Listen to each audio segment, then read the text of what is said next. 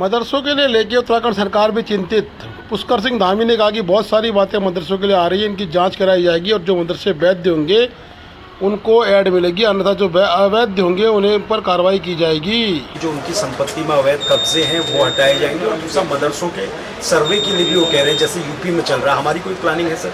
देखिए, बहुत सारी जगह पर मदरसों को लेकर तमाम तरह की बातें आ रही हैं, इसलिए उसका एक बार सर्वे होना बहुत नितांत जरूरी है, जिससे कि सारी वस्तु स्थिति जो है स्पष्ट हो पाए। सर, रामनगर में जीएसटी को लेकर आप लोग डिप्टी रजिस्ट्रार अब्दुल यामीन ने भी मदरसों की जांच के बारे में विस्तृत चर्चा करी और पत्रकार को विस्तृत चर्चा में बताया कि स्टेटमेंट है, मैं उनका स्वागत करता हूँ। उनकी जांच भी होनी चाहिए और वो भी करनी चाहिए। मैं भी अपने स्तर से लगातार जांच कर रहा हूँ। इसमें जो है अभी मैंने जो जांच किया, अभी मुझे फ़िलहाल कम समय हुआ है यहाँ मदरसे में जो है उप रजिस्ट्रार का चार्ज हुआ, तो मैं अपने स्तर से भी कर रहा हूँ, जिसमें मैंने जो है अभी एक मदरसा जो है निलंबित चल रहा है और 4 मदरसों की जो है मान्यताएं निरस्त कर दी गई। सर, मदरसा बोर्ड के अंतर्गत जो मदरसे आते हैं, हम इनको क्या सरकारी ऐड देते हैं, इनको पैसा दिया जाता है या क्या होता है, कहाँ से मदद मिलती है इनको संचालित करने के लिए? जी, हमारे वहाँ अभी तक 419 मदरसे थे, 420 थे, जिसमें एक की मान्यता निलंबित कर दी गई है और अभी जो है आगे जो है 415 मदरसे अब रह रहेंगे, लेकिन सभी को जो है मदरसा वो नहीं दिया जाता है, अनुदान नहीं दिया जाता है। केवल हमारे वहाँ एडेड जो मदरसा है वो केवल एक ही है, रुड़की में रहमान मदरसा रहमान है, जो यूपी के टाइम से ही एडेड है। सर, क्या केंद्र से कोई पैसा दिया जाता है टीचर्स के लिए, क्या कुछ है सर? जी, केंद्र से हमारे वहाँ एक SPEMM योजना है, जो मदरसे के टीचरों को गणित, विज्ञान, अंग्रेजी आदि विषयों के लिए दिया जाता है। प्राइमरी स्तर पर 3 और जूनियर हाई स्कूल स्तर पर 3 और हाई स्कूल और इंटर स्तर पर 3-3 मदरसों को दिया जाता है, लेकिन सभी मदरसों को नहीं दिया जा रहा है। केवल जो है 149 मदरसों को इस बार दिया जाता है। कितने टीचर हैं इसमें जिनको पैसा मिल रहा है साल में? मतलब इसमें जो है 100, इस बारे में मैं अभी आपको थोड़ी देर में जानकारी। सर,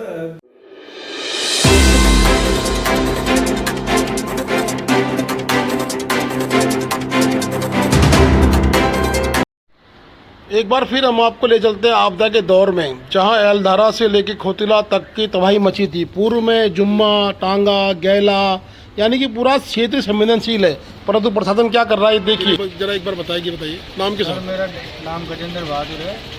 रात को 1:30 बजे एकदम आपदा आ गया और बड़े मुश्किल से हमने अपने बच्चों को जैसे तैसे निकाला। बोल। और आगे क्या स्थिति रही? बस मौसम भी बिल्कुल ख़राब था, पूरे हमारे कपड़े भीग गए, पूरे हमने कपड़े मांग के अपने पहनने पड़े और बहुत बुरा हाल हो गया। अभी क्या व्यवस्था है? अभी व्यवस्था में हम धारचूला आ रखे हैं स्टेडियम में, और देखो प्रशासन यहाँ क्या व्यवस्था करती है। खाना पीने की व्यवस्था?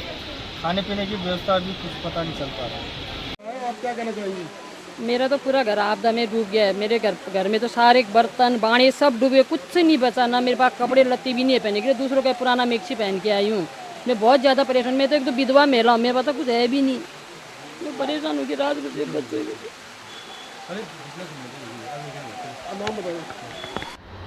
SSB के इंस्पेक्टर ने बताया कि किस तरह से आपदा आई, किस तरह से क्षेत्र में दहशत का माहौल पैदा हुआ। SSB चौकस थी, परंतु बाढ़ ने जो तबाही मचाई, वो पानी का जो लेवल था वो बता रहे हैं कि इस लेवल तक पानी था और किस तरह से चौकी हम लोगों ने बचाई है। परंतु फिर भी SSB का साहस कहिए कि किस तरह से उन्होंने इस क्षेत्र को बचाया। अब देखिए पानी उतरने के बाद क्या स्थिति है, परंतु अब यहाँ पर सुनाई दे रहा है कि लोग अवैध खनन सक्रिय हो गया है, प्रशासन की नाक के नीचे अवैध खनन हो रहा है। परंतु आपदा का दंश झेलते हुए इस गौशाला में 30 गायें रहती थीं, वो 30 गायें भी नदी में समा गईं। नदी ने उनको भी लील लिया, गौ माता के साथ भी प्रकृति का प्रकोप पूरी तरह से रहा। इस दीवार जो अरुण कुमार ने बनाई थी, आखिर इस दीवार ने धारचूला की सुरक्षा कई मायनों तक की। ये दीवार ने इस क्षेत्र को बचाया। ये देखिए गौशाला का बेहंगम दृश्य आपको दिखा रहे हैं। ये पुराना दृश्य है जो उस दिन की घटना का है, परंतु मेरा मकसद आपको डराना नहीं है। मेरा मकसद है कि ऐसी आपदाएं आती हैं, ऐसे मकान बार बार गिरते हैं, परंतु सरकारें संवेदनहीन होती हैं। चाहे वो कांग्रेस की हों चाहे वो भाजपा की हों। क्षेत्र में प्रमुख आते हैं, क्षेत्र में विधायक आते हैं, क्षेत्र में मुख्यमंत्री आते हैं, क्षेत्र में जिला अधिकारी दौरा करते हैं, परंतु ढाक के 3 पात होते हैं। व्यवस्थाएं बनाई जाती हैं, चंद दिनों की व्यवस्थाएं होती हैं, खाना भी खिलाया जाता है, दूध भी पिलाया जाता है, चाय भी दी जाती है और बड़े बड़े लोग आपदा में दूध, बंद, ब्रेड, कपड़ा लत्ता, पेंसिल, पेन सब बांटते हैं। परंतु उनका दर्द जानिए जिनके साथ ये व्यवस्था, ये दुनिया, ये कहर ढाई है, ये प्रकृति जिनके साथ बड़ी बुरी तरह से पेश आई है। उनका घर बार लुट गया, उनका सब कुछ नदी में समा गया।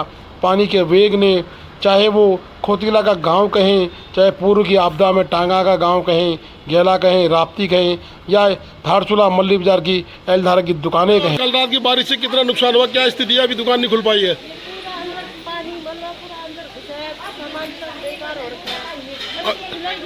अभी तक कोई अधिकारी कर्मचारी, नुकसान की स्थिति बहुत ज़्यादा है।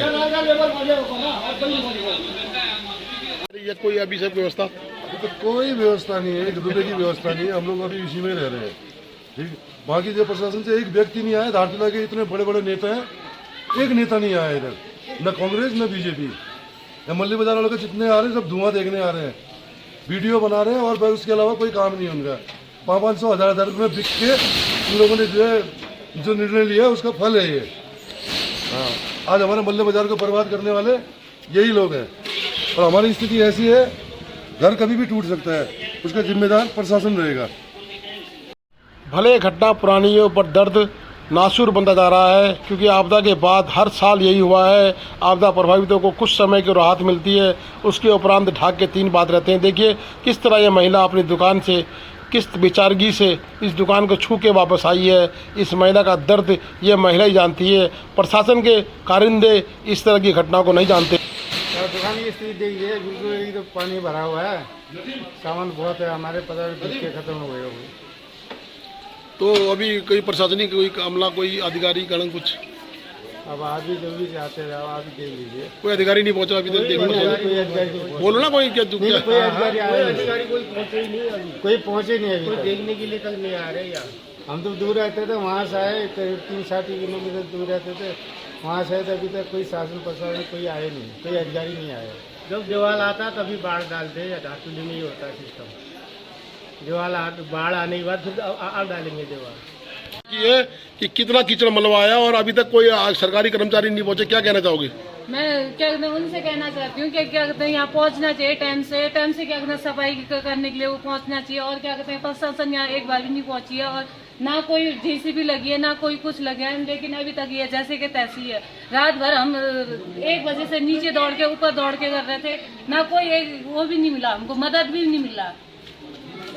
मल्ली बाजार के गिरीश राठौर की दुकान देखिए, जो मिठाई कल तक समोसे और गरम गरम जलेबियां शाम को मिलती थी, आज वहाँ कीचड़ सना पड़ा है। ये वो रफ़ीक अहमद है जिनका वाहन पूरी तरह से क्षतिग्रस्त होकर मलबे में दब चुका है, परंतु इनको भी कोई आस नहीं है कि प्रशासन से कुछ इनको मिलेगा। मेरा नाम अब्दुल रफीक।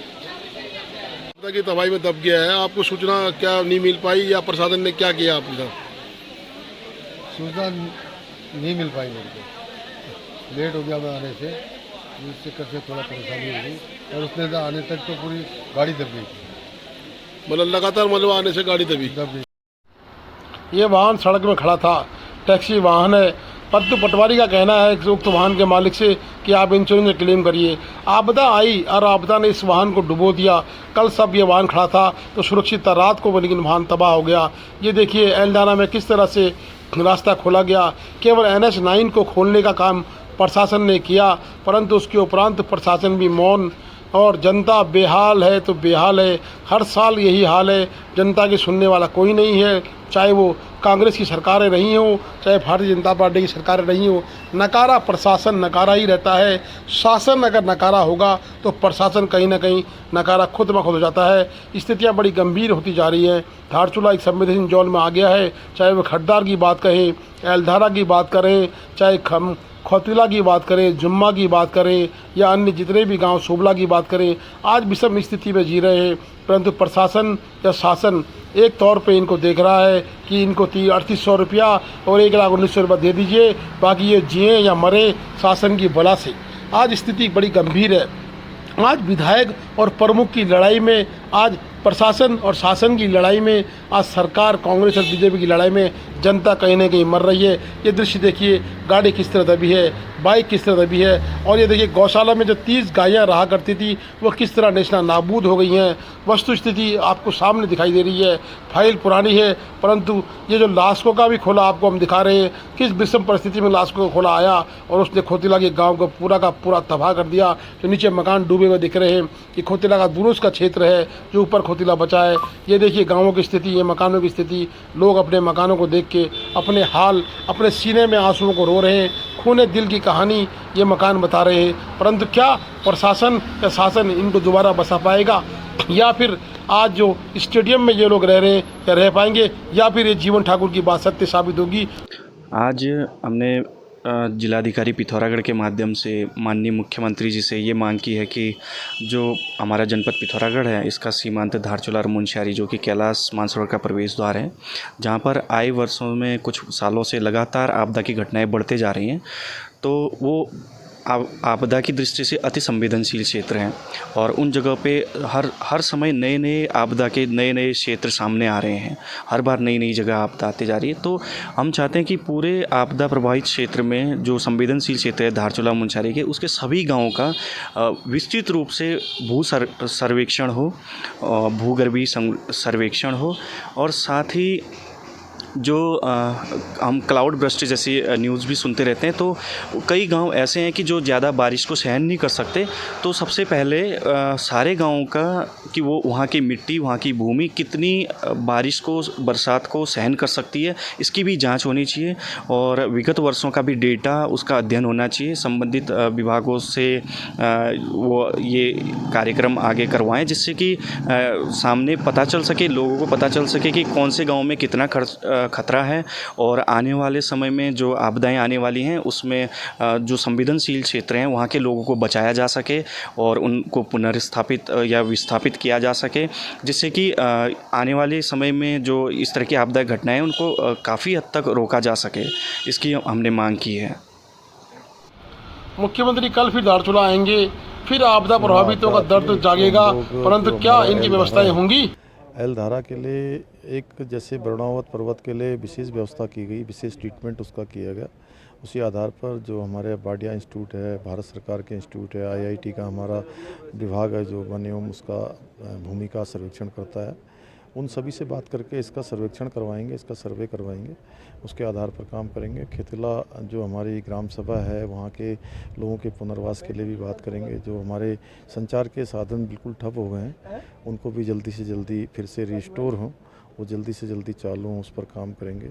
आपदा राहत का कार्य तेज़ी से हो और यहाँ पर जो लोग पूरी तरह से अपने जिनके घर परिवार सब चले गए हैं उनके लिए यहाँ पर रहने की व्यवस्था सरकार की तरफ से किराए के रूप में या अन्य मदों में यहाँ पर की जाएगी। हेली सेवा को भी बढ़ाएंगे, अन्य भी जो भी जरूरी काम होंगे वहाँ इस क्षेत्र के लिए करेंगे।